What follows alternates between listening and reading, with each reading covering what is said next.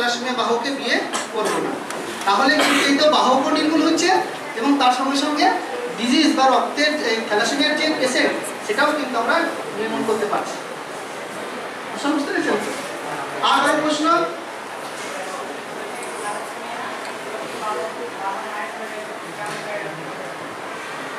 শুনতে পাচ্ছি না তুমি?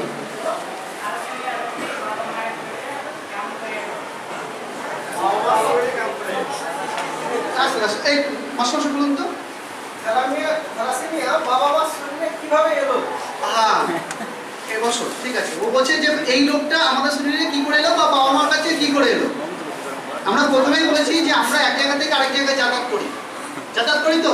আমরা যদি ইতিহাস নাড়ি তাহলে দেখা যায় মাইগ্রেশন বলে একটা কথা আছে বা যাতায়াতের, মানে এক জায়গা থেকে যদি এই জায়গায় খাবার শেষ হয়ে যায় তখন আমাকে কোথায় অন্য কোনো জায়গায় যেতে হয় যেখানে খাবার আছে।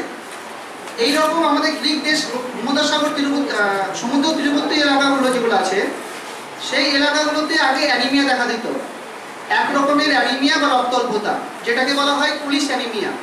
সেই অ্যানিমিয়াটা আস্তে আস্তে আস্তে আস্তে কি হয়েছে, মাইগ্রেশন ধরুন এক জায়গা থেকে আরেক জায়গায় চলে এসেছে। এটাই কিন্তু আমাদের ভারতবর্ষের রোগ নয় এটা।